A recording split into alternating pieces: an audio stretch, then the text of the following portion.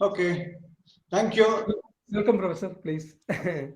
So thanks for the introduction. So respected senior professors, I can see Professor Agin sir, Professor Kalaram sir and all in the list, in the participants list. So, and also my colleagues from different departments of statistics, and also uh, several members of CUSAT, Kerala Statistical Association. I was closely associated with that till recently. And thank you all for giving me this opportunity to be with you and also give some talk on the basics of statistics. So it is just a very kind of elementary talk which I am going to give, and thinking that there will be a lot of BSc or MSc students attending this program. It may be boring for the senior people, but still I thought I'll just give some very brief introduction to the statistics, the elementary statistics, and some orientation to time series analysis.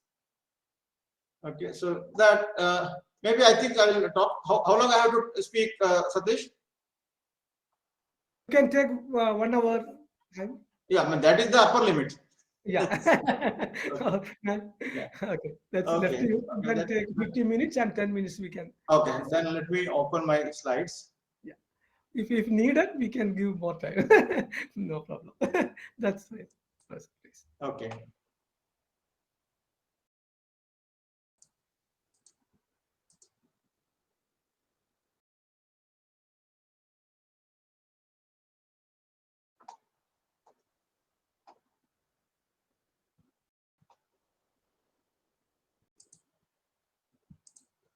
Hope my slides are visible now.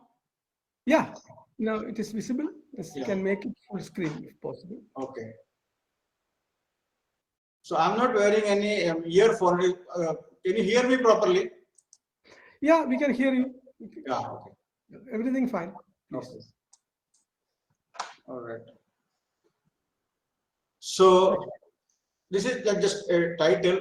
Before actually starting my talk, I just have some whatever I recently started searching in the Google about our Professor U.S. Nair. So I did present this talk in respect of the late Professor Unni Sivaraman Nair on the occasion of his birth anniversary.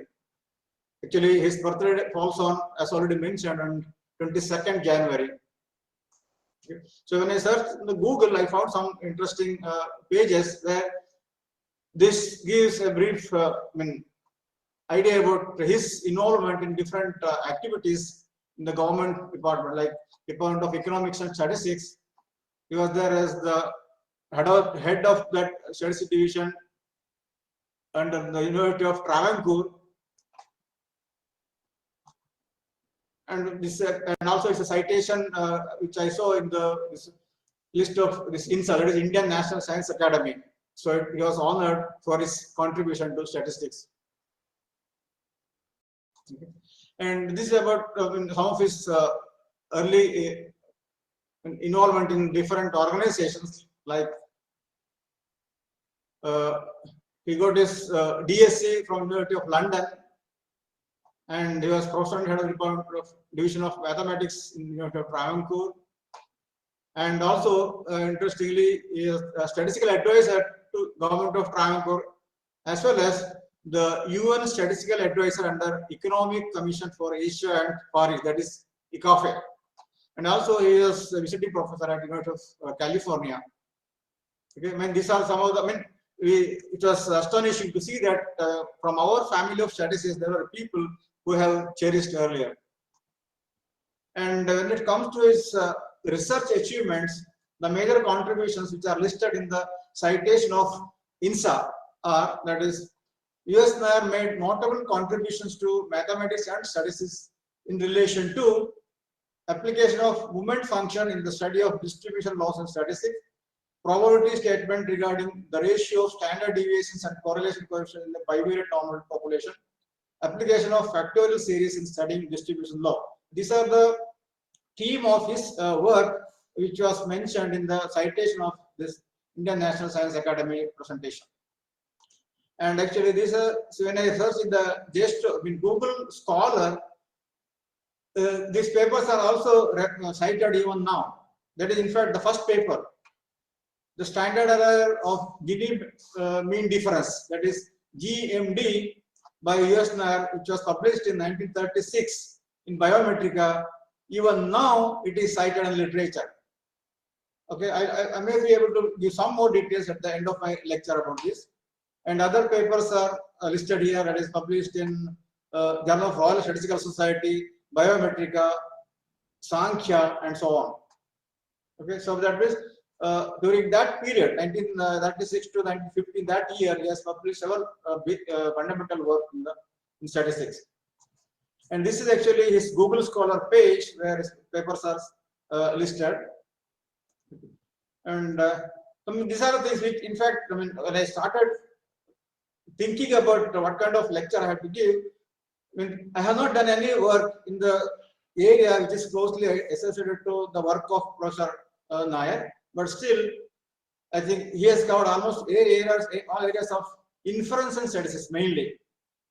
Okay, recently his ideas are also used in modeling or in understanding the dependence structure in time series as well. Okay, so when I come to my talk today, so we all talk about the statistical analysis. So what do we do actually in data analysis? So statistical analysis helps in making decision under uncertainty. The analysis based on observations collected on some variable of interest, maybe variable of interest, and these observations are results of some measurements. Like, so what we have is the set of numbers which are results of some measurements. And you know that any measurements are subject to error. You cannot make any measurement with the perfection. Okay. So even if the experiment is repeated under ideal conditions, the resulting measurements on the same variable may vary. That is, there are errors in the observations. These errors may be due to some assignable causes or maybe purely random. So analyzing the error is an important role of statistics. That means what we do is we mainly try to understand the structure of error variation within the data set through some statistical models. Okay. Some of the very elementary examples where we come across in our early studies, like in +2 or BSc level, are the daily temperature which are measured by meteorology department, and in your laboratory experiment, you may be doing some experiment like pendulum or kind of things to estimate the value of G. What do we do there? We repeat the measurement several times and then use some formula and compute the value of G. And also we are worried about our health. We take we measure blood pressure very often, and all these are subject to error. Lifetime of an equipment or an individual, time to recover from a disease, so time to event, the gain in weight due to a particular drug, the concentration level of a solution at varying temperature, the thickness of a wire along its length, and so on, right? So these are all the things where the actual measurements are involved, and these examples are of the case of random experiments. I know, I'm sure you know why these are called random experiments, and their analysis requires modeling and prediction of uncertain events. And of course, probability theory and statistical inference are those to be used for an effective modeling and analysis. These are the areas, mainly the statistical inference, where Professor US Nair has contributed a lot at the very basic level, the fundamental aspects of inference. Okay.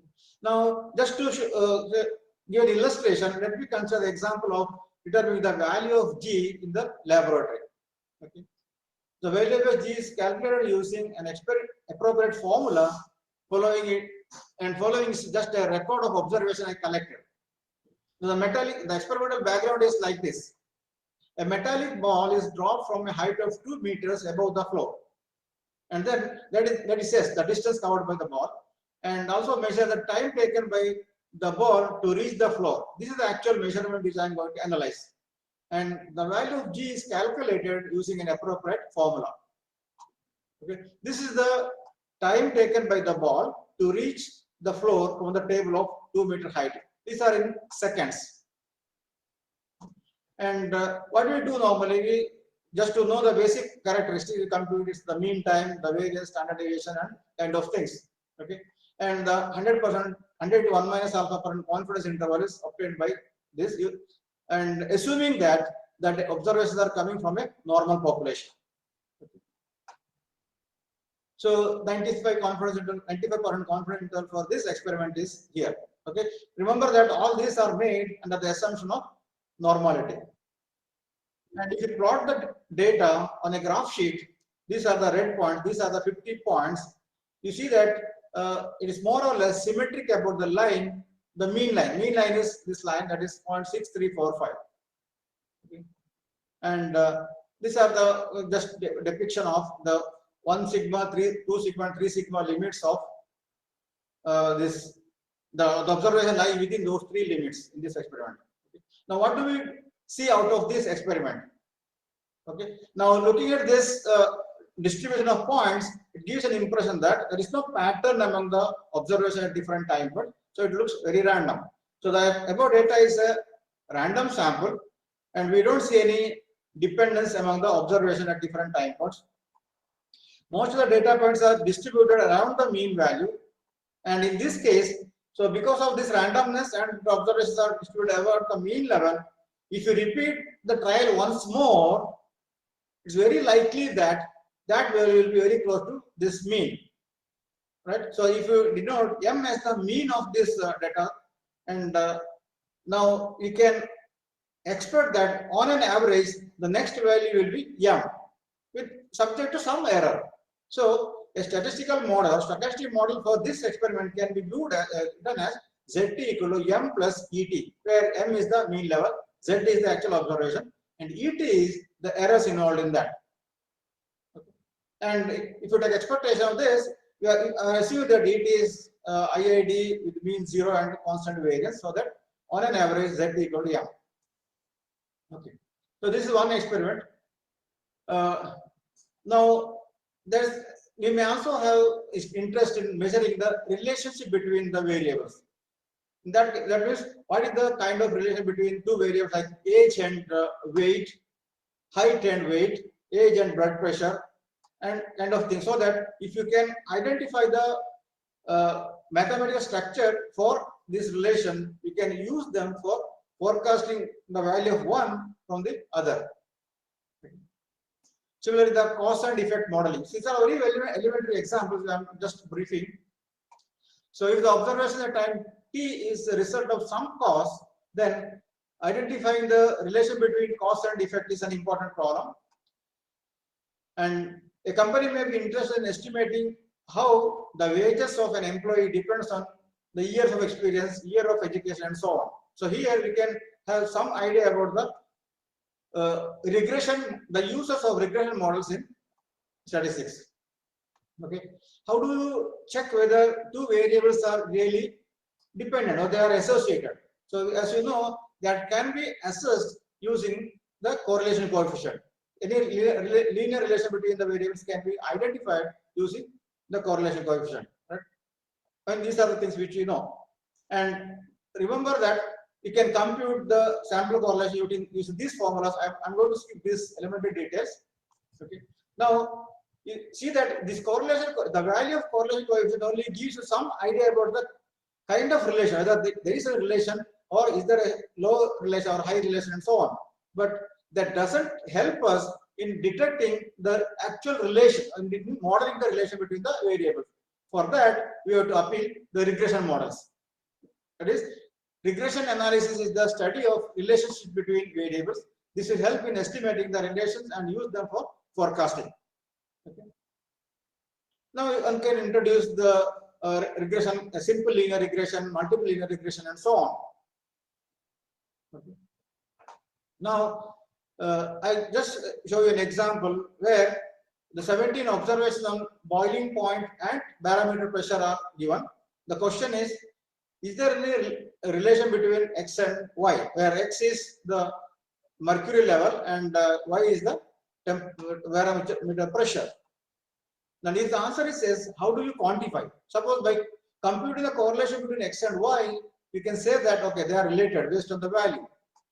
And if they are related, how do you actually quantify the relation? That means, for a unit change of X, what is the corresponding change in Y?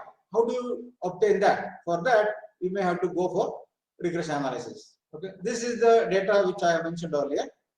And these are the sample quantities like mean of X, mean Y, variance and kind of thing. And the computed correlation is equal to 0.9975. That means X and Y are positively correlated. So to quantify the relation or to model the relation between X and Y, then we have to go for regression analysis. So if you plot the points on the graph sheet, this indicates that there is a linear relation between X and Y. So this is the estimated line which using this least square theory you can estimate them. Okay. And you see that most of the points are very close to the line.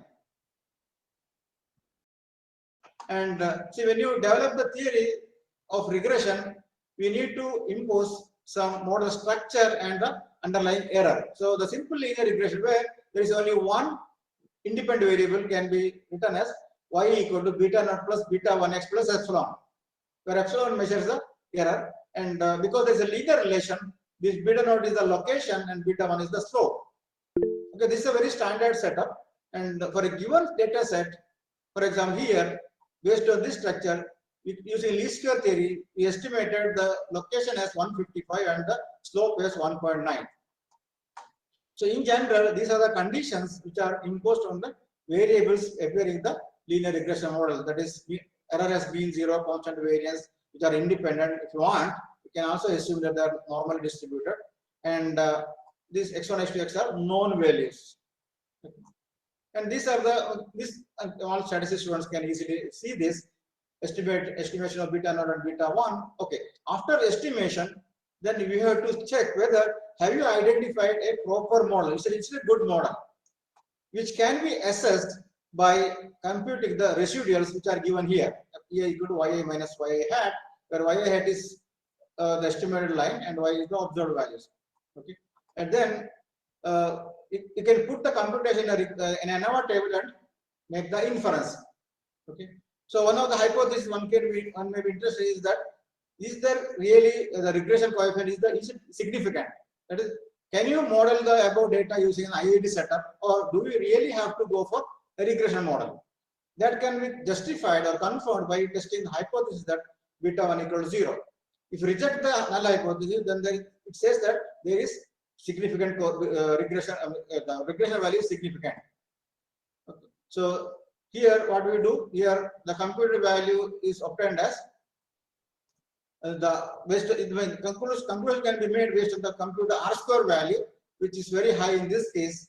And so that indicates that there is a strong linear relation between the x values x and y. Okay.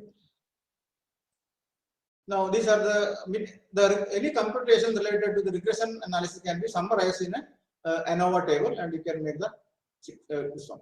And these are the residual analysis. That is, after fitting the model, how do you assess the residuals? So these are the the verification assumptions, like how are the residuals are independent, whether the normality is followed. All this can be verified using the statistical techniques. Okay, so these are different methods of inference methods for assessing the regression fit. You can make inference based on R square and RA square. That is, RA square is the R adjusted value. See whether the residuals are randomly distributed, whether histogram of the residuals resemble normal distribution, and so on. So these are all the visual observations or visualization of the results. These visualizations can be made confirmed by using some statistical tests, which we are all familiar with. Okay. In some cases, the simple linear regression may not be enough. There may be more than one regressors influencing the dependent variable y. For example, the agriculture yield may depend on the quantity of fertilizer, level of irrigation, nitrogen content in the soil, and so on. And in these cases, the simple linear regression is not just enough. That means your y variable, the dependent variable, may be result of several independent variables. So in such cases, one has to go for multiple linear regression, which is defined like this. That means the dependent variable y is a linear function of different independent variables at different levels with the corresponding coefficient beta naught, beta 1, and so on. And of course, one can develop the multiple linear regression theory by generalizing the idea of simple linear regression. Okay. So these are the OLS condition. That means, suppose you can represent the multiple linear regression using this vector and matrix notation, where y is the vector of observations and beta is a vector of parameters, epsilon is a vector of errors, and x is a matrix of coefficients, okay, which are known in advance. Now, under certain conditions which are stated next, you can estimate the parametric vector beta and then go for diagnosis check. So these are the conditions imposed on the error variable. That is, the error should have mean vector 0, variance covariance matrix diagonal with constant variance. Error components are independent and are normally distributed. And more importantly, I said that the X is a matrix. The columns of X matrix should be linearly independent for a better inference. Of course, if they are linearly dependent, we have different alternative methods for analyzing the data, which can be managed with the help of some modifications in the model. Okay. And just consider an example where we have more than one variable influencing. Maybe I'll quickly go through that. Here, in this case, y is a percentage of survival of certain items which are stored under different conditions. Okay. X1 is a percentage of weight of material 1. These three materials are used to store the item. And y is actually the survival time of those items which are preserved. And this is the data. That is y1, y values are given. These are the dependent values, observation, and these are the x values. I mean the contents of different preservatives. And because there are three independent variables, we are proposing a model y equal to beta naught plus beta 1 x1 plus beta 2 x2 plus beta 3 x3, and of course there is an error term. Now, using R package, you can fit a regression model with these three regressions, and these are the estimated values. The mean level is 39.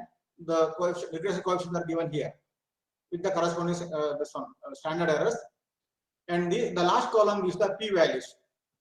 Okay. So by looking at the p values, you'll see that the first three coefficients are very much significant. The last one is not that significant. That means here p value is 0.5. That means the hypothesis here is that beta 1 equal to beta 2 equal to beta 3 equal to 0. So that your p value is very high means you are accepting a null hypothesis that b3 equal to 0 and you are rejecting the other hypothesis. Okay. This is one immediate indication based on the preliminary analysis. This is a summary of the ANOVA analysis. Okay, I think now these things have become routine. Now the thing is, of course, we have seen there are three independent variables, but sometimes by the practical experience, we'll see that there are several independent variables influencing the output. But the question is, do you have to consider all sorts of independent variables, or is it enough to consider only the few important independent variables? Because practically speaking, there may be several independent variables influencing the output variable, but some of them may be ignored depending upon their impact on the output. Okay, that means there is a question of choosing the significant regressors in the experiment. Okay. So these are some of the criteria for choosing the independent variables. One can choose the brute force method is that you consider all permutations of this one independent variables and form the regression model, compute the R square value in each case and choose the one which has maximum R square. Okay, this is a very lengthy process. And one can also use this Marlowe CP statistics. This gives an idea to choose those values which give the value of a statistic CP which is very close to P. That means by considering different combinations of P values, in the sense, the number of independent variables, you can form a tabulation of CP values, and then of course this involves the theory which I'm not going to discuss now. Choose the combination of parameters for which CP is very close to P. Okay. For the example which I described earlier, that is the storage value. This is the summaries table, and the CP value for this case is here is 2.3, which is very close to 2. So here the CP value is 28.7, but the number of observation is only 1. The independent is only 1. They are far. Compared to other cases, this is the one which is very close, which satisfies the conditions of Marlowe CP statistics. So hence, you can identify the model. Okay, I think model with dependent variables as x1 and x2 only. You don't have to worry about x3. Okay, because that is also visible in this R square table. That is here you see that R3 is 0.5 means it is not significant. Not so the third coefficient p value is 0.57, it is not significant. Okay. So now, so one of the conditions which is imposed on the regression model is that epsilons are IID, independent identical distributed. But what happens if they are not IID? If there is serial dependence in the observations, then one has to go for analyzing the data set where dependencies, the serial dependence is present. So all our classical inference is made based on the assumption that the sample is random, that is observations are coming from an IID population. But if the independence is lost and there is dependence among the observations, they are serial dependent, then one can treat that as a time series or a realization of a stochastic process. Now, okay. Now, are there any questions from you based on my elementary talk so far?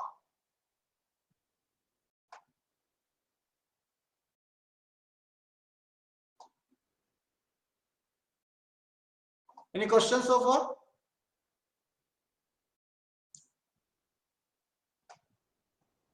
Are there people listening to me? Yes, sir. Yes, sir, of course. Okay, okay. At least that is sure, right? Okay. Because I cannot see you now because I'm in the presentation mode. Presentation is available for Dr. Balakrishna. Sure, sir. I can definitely send to you. But it is to be played. It's Okay. available. It's available within the windows. You just to play it on the screen. Sorry, sir. Just to play it on the screen. I mean, I understand that you want a copy of this presentation, right? No, the presentation is available with the whole window. Achha, okay. I'll do that.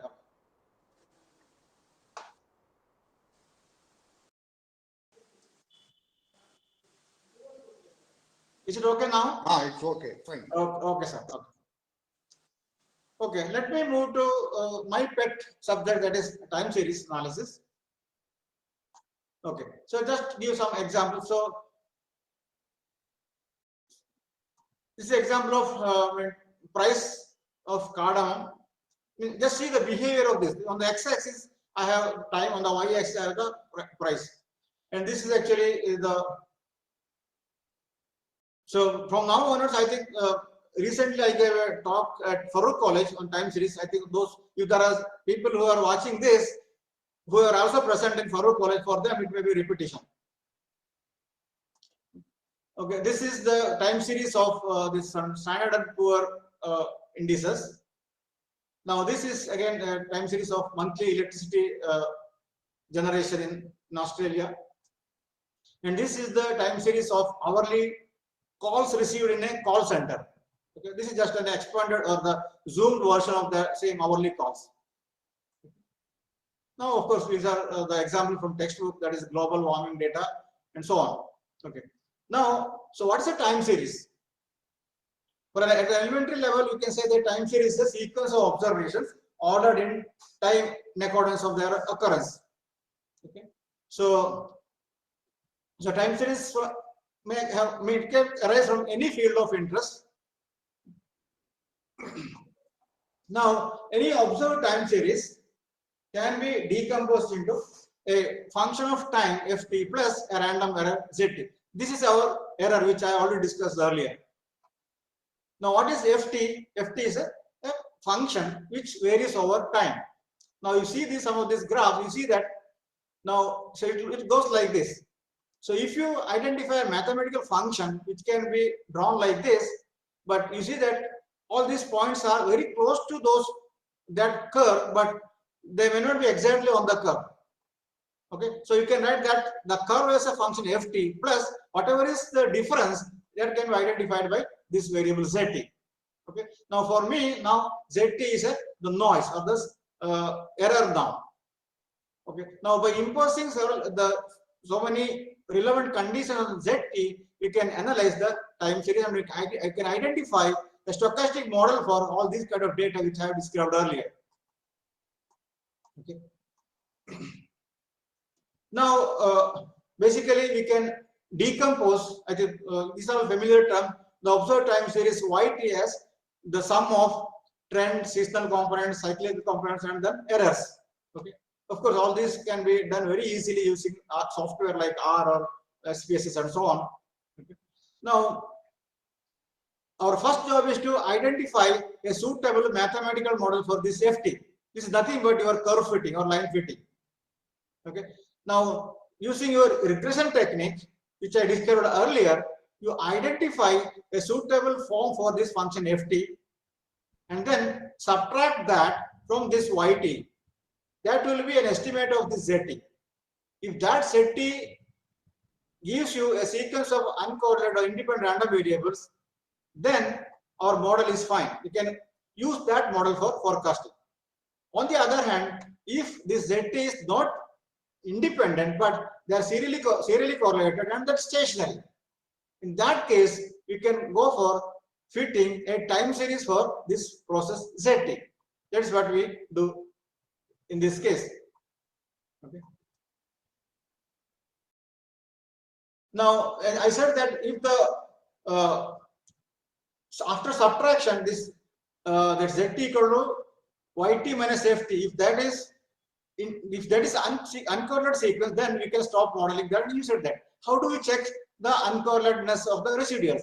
For that, we have to compute the sample autocorrelation function, which can be computed using this formula. This is a formula for ordinary correlation, but with the serial dependent observations. Now, for a stationary time series, this sequence of autocorrelation has typical behavior where when the k is the lag, the difference between the variables for which we are computing correlation, when the k increases, the values of this correlation go on decreasing, maybe positive or negative, but ultimately they will go to zero, and that is an indication of the stationarity of the time series. And but that is a visual checking. To make it more scientific, you can compute a statistic known as Jung box statistics using the sample autocorrelation using this formula Qn, where n is the number of observers in the sample time series and m is the number of significant autocorrelation, sample autocorrelation you have chosen from the graphical representation.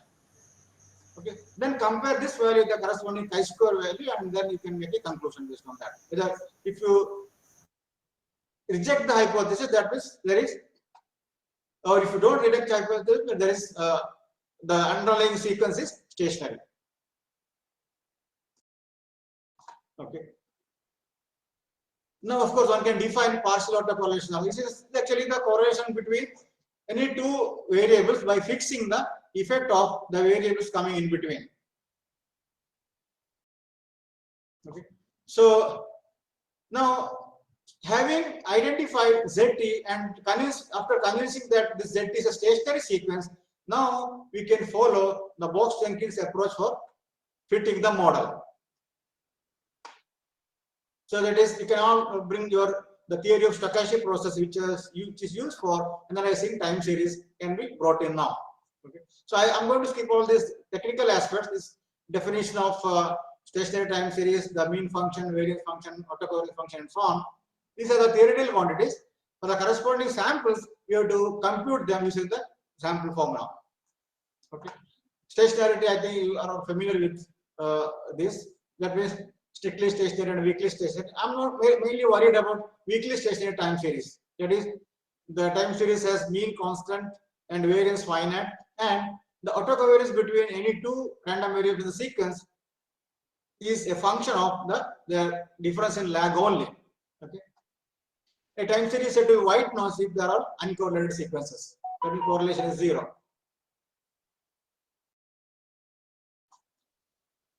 Okay, so now you can think about different standard time series models like auto-regressive models.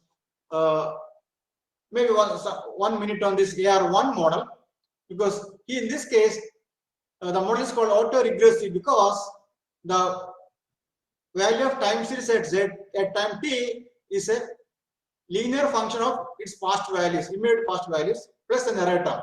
So this is similar to your simple linear regression model which I showed earlier, where the independent variable is replaced by the past value of the observation. That is why it is called the auto-regressive model. It is regressed on its own past values. And these are the properties of the auto-regressive or autocorrelation function of an AR1 process. Similarly, it can generalize for this different model. This is an ARP model. So this looks exactly like your multiple linear regression model. Of course, the independent variables are the previous values of the time series. Okay. These are the conditions for stationarity, and it's a formula for an iterative formula for computing the autocorrelation function. Similarly, we can introduce the moving average models where the observation at time point t is a function of previous residues or errors, and it has its own structure for autocorrelation function. And combination of the two models, ARMA models. I think these are the standard things which I could skip. And another important class of models is the auto-regressive integrated moving average models. Okay, so these are slightly generalized version of the stationary ARMA models. So these are non-stationary models, but they become stationary after differencing them. One or two difference will lead you to a stationary version. Okay. Now, of course, as I mentioned earlier, the method of time series is actually a method of inference when there is serial dependence in the observations. The methods used are whatever methods you use in the classical analysis, like IID setup, you can use all of them, but establishing the properties will require more work because of the dependency. You may need to impose some conditions on the dependent structure and stationarity and all. Then you obtain the estimates using the same classical methods, and then of course you have to prove that they are good in their properties.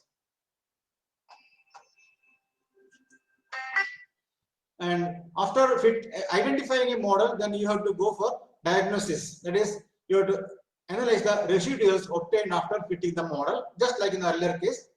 Here mainly the residuals subject using again Jung-Box statistic. Now this is a brief outline of the schematic representation of the time steps involved in time series analysis.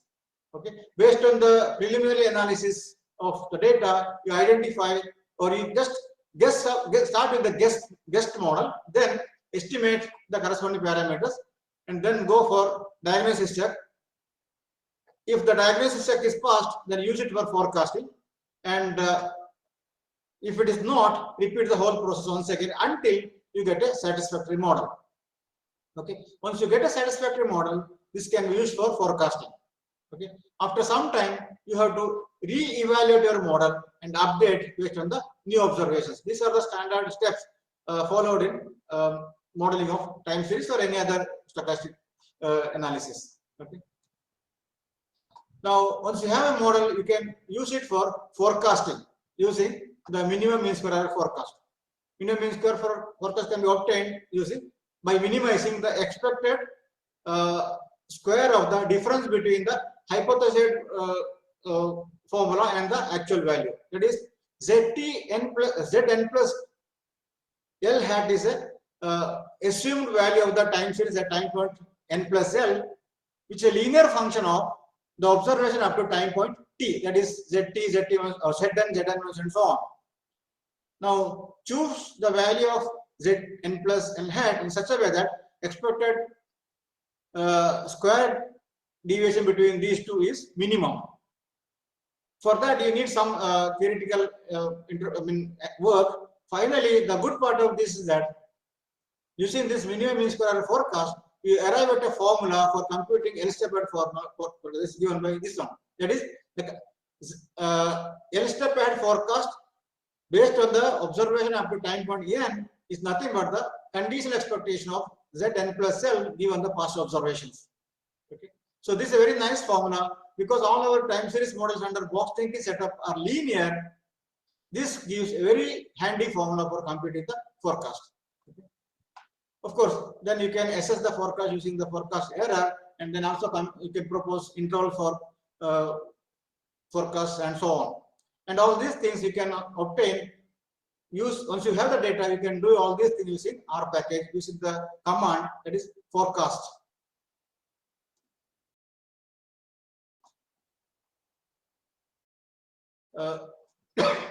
Now, I think 2 days ago I analyzed this data in Calicut. I think now I'm going to go for another example in today's lecture, maybe for next 5 minutes. Okay, so this is a data corresponding to an emergency response service, that is ERS, and this is a call center, and they are collecting the data from different sites where when they receive emergency call from different accident sites or some other places like accident, fire, or some sort of emergency incidents, and some people will inform this center, which is open 24/7, and they will brief some idea about the incident or the event, and then they will decide whom to call. So immediately they will alert the corresponding people like police or medical, paramedical, or fire department, and so on, so that the respective people from that center will reach the accident spot, and then they will handle the situation. So that is the idea. The problem, the main problem here is that, so you see that the emergency calls will depend on different time of the day, because sometimes there may be frequent calls coming, sometimes there may not be that frequent. For example, during the weekends, in the afternoon center, there will be a lot of emergency events coming because of the travel, traffic conditions, kind of things. So that time, the call center needs a lot of people to handle the calls.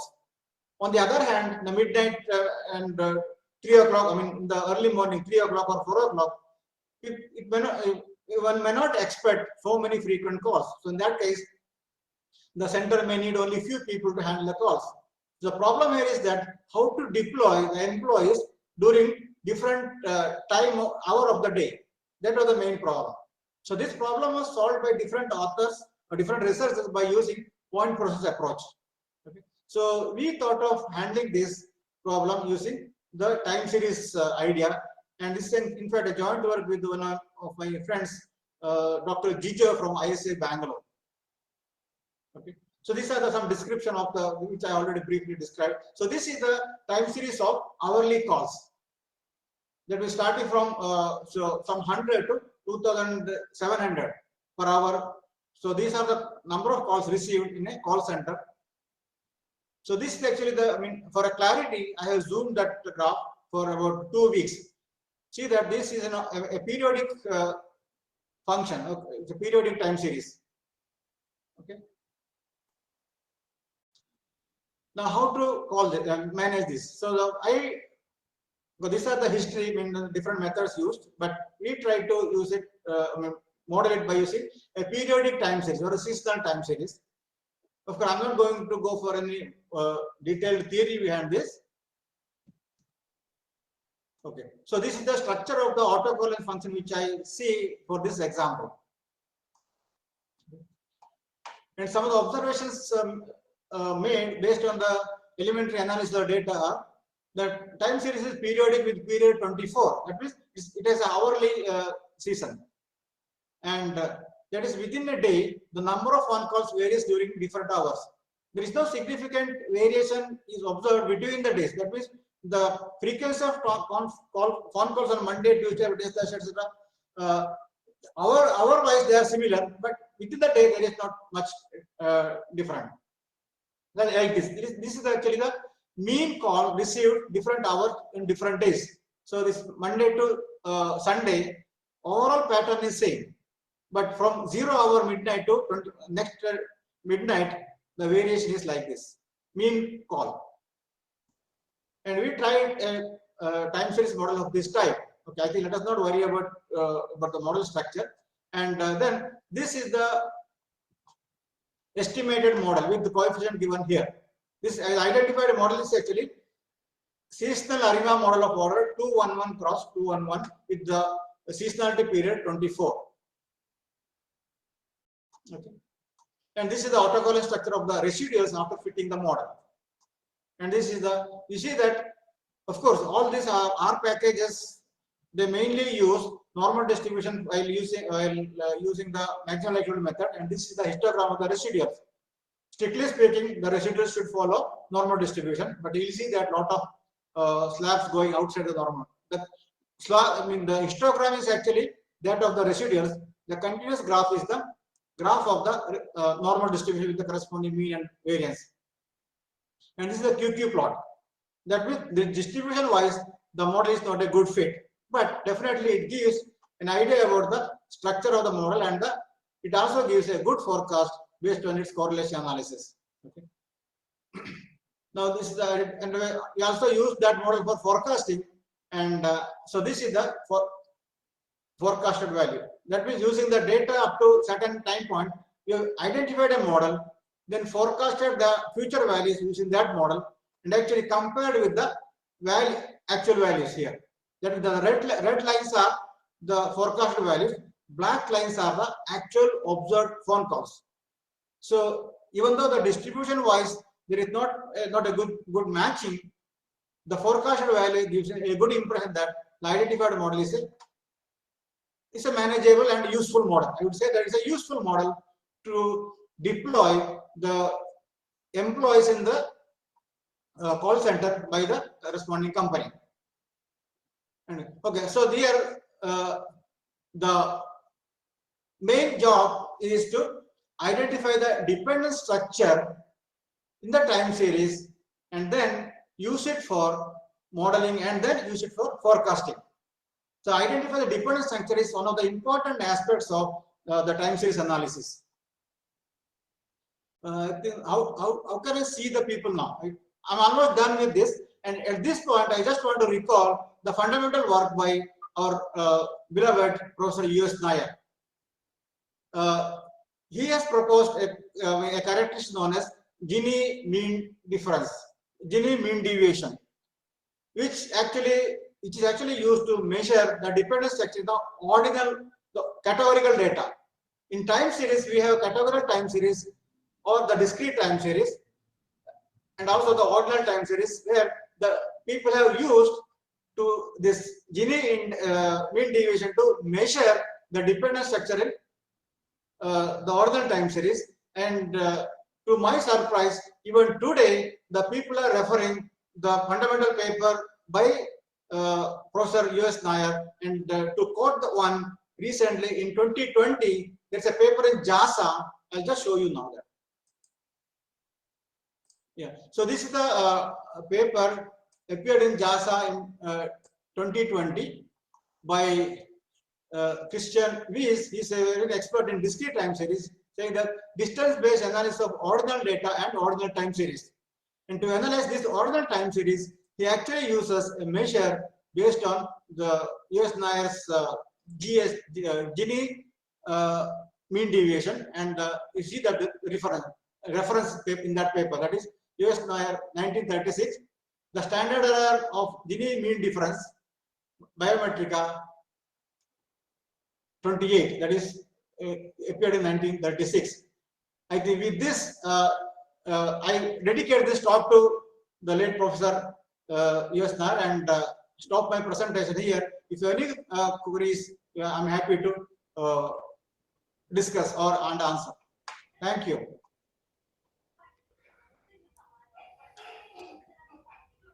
Yes, I think I have stopped on time. Still there is